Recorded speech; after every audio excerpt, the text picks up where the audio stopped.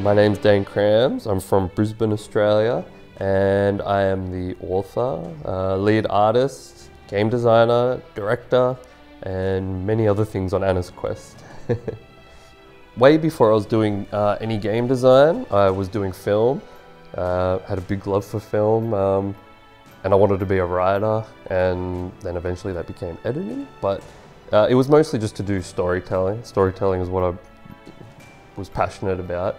But going into film and then working there for a while, it was a little bit off-putting with all of the on-set politics and budgeting problems and can't do this for this reason and can't do that for that reason. So I started to gravitate more back towards drawing like when I was a kid, because then you don't have limitations anymore. You can just draw whatever you want. You can do whatever story you want.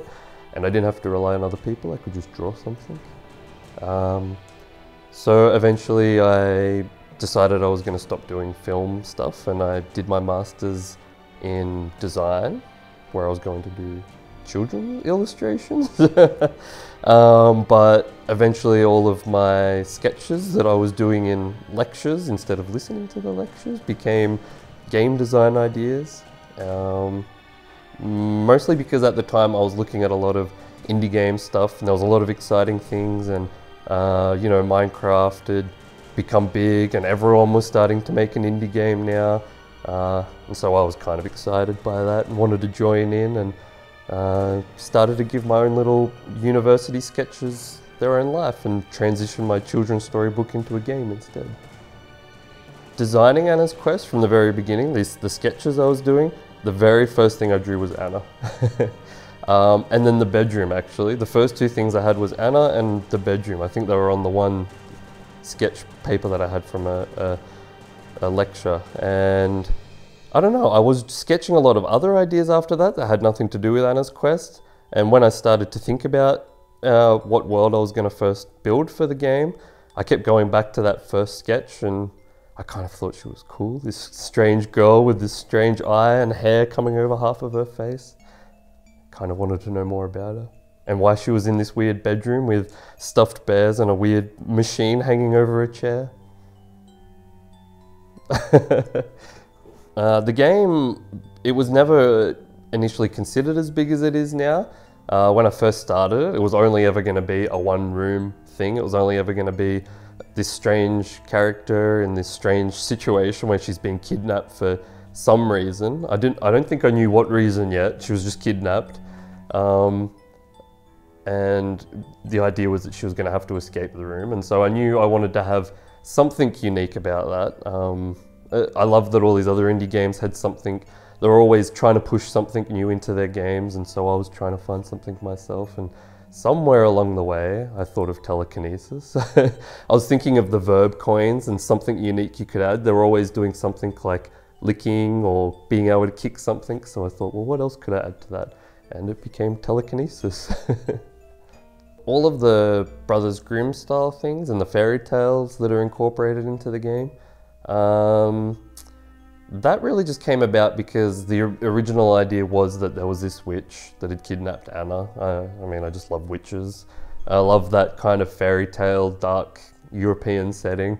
And as soon as it became more than just the one bedroom and that world was going to expand, then I had to consider, well, this world has witches, it has kidnapping witches, it has ghosts that you can talk to. So straight away, Brothers Grimm and Hans Christian Andersen and Aesop, all of that kind of comes to mind. And so I started digging through more of them to find more and inspiration, and was just finding all these great characters and settings and situations that were almost making a story and an adventure game world on their own.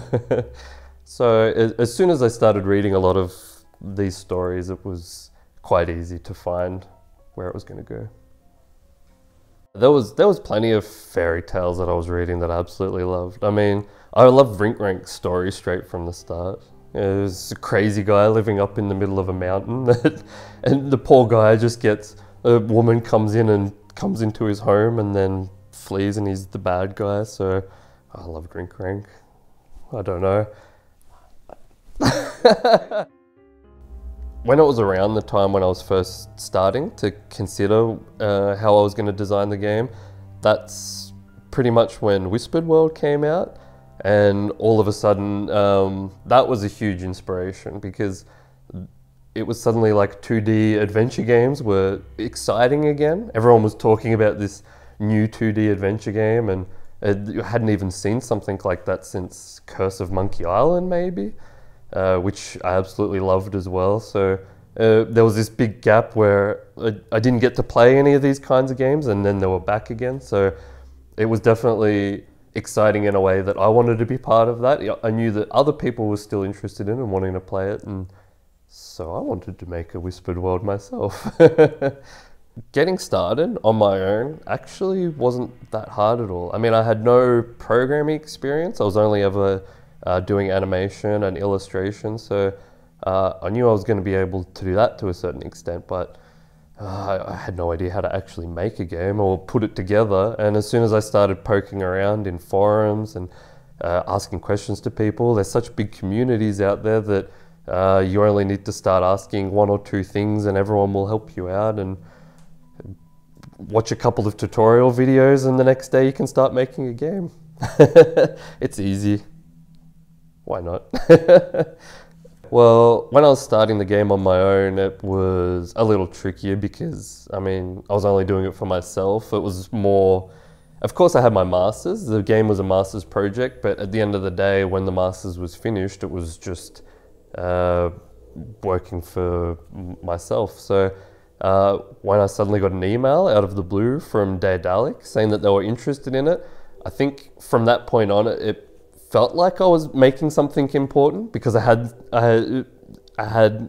one of my favorite companies' attention, and especially considering they were the company that motivated me to start in the first place, I felt like I was doing something right.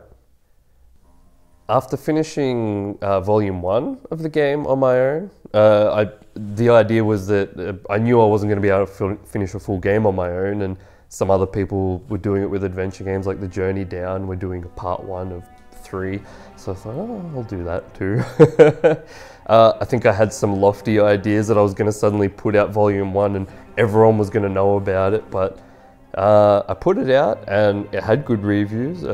Adventure Gamers gave it 4.5 stars, I think, or something, and a lot of people were saying very nice things about it, but it was hard to get it noticed. So it really felt like I was in a position where I wasn't even sure the game was going to get finished.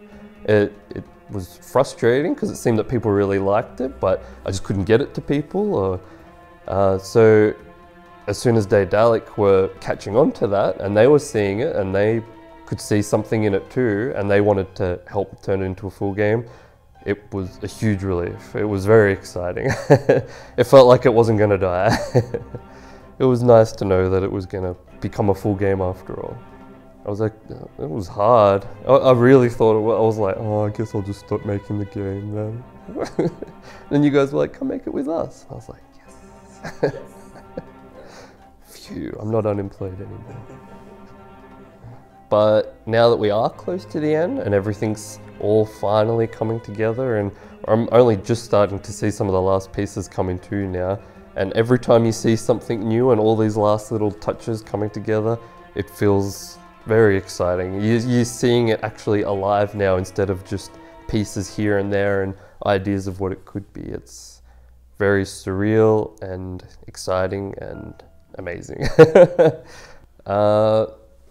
Yeah, outside of Anna and some of the main characters, I definitely have a bit of a soft spot for some of the hermits in the game, like Rinkrank, living by himself up at the top of Glass Mountain, and the Mill Witch kidnapping kids and eating them. I kind of like that they're just these eccentric and pretty much just lonely people, but you know, they're fun. You get to kind of play on them being eccentric, crazy, lonely people and have fun with it. Making the game on my own, it was hard to stay motivated, I have to admit.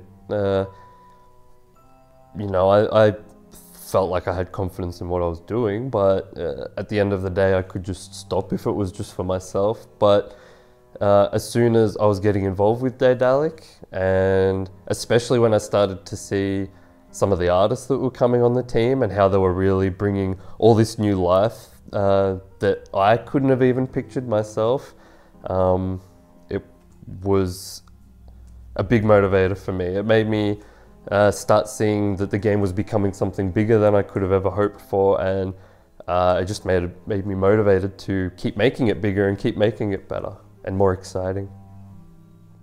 Like, because I knew that it was always going to be, I knew that my style was always kind of like kid friendly, but I did know that I also wanted to do that darker Brothers Grimm style stuff.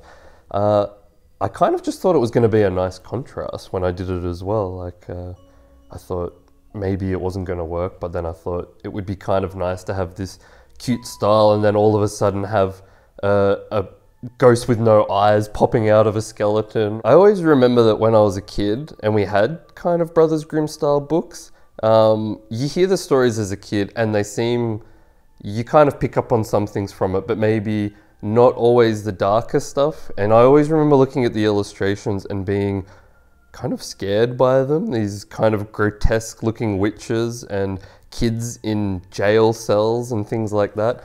So even with Anna's quest, when we have quite a cute looking style, really, there's a lot of that kind of creepiness underneath a lot of that. We have, I really tried to put as many grotesque witches and kidnapped children and, no. Yes. I really wanted to try and capture some of that feeling, seeing those illustrations as a kid. I wanted to get that grotesque witch and the scared child and the hollowed-eyed ghosts. So with stuff like the gallows, there's a prison and a dungeon setting, and obviously in a dungeon you have gallows and you have executions, but something like that is a little too rough on its own, I suppose. So you want to make that at least a little bit more entertaining and fun, I guess, and so you turn it into a game show. I literally did, I was like, oh, I really want to put some executioner stuff in there. And then I thought, maybe I need to make it a bit more bright.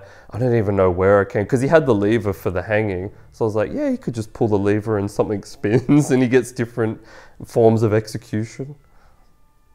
That's literally all I thought of. That was it.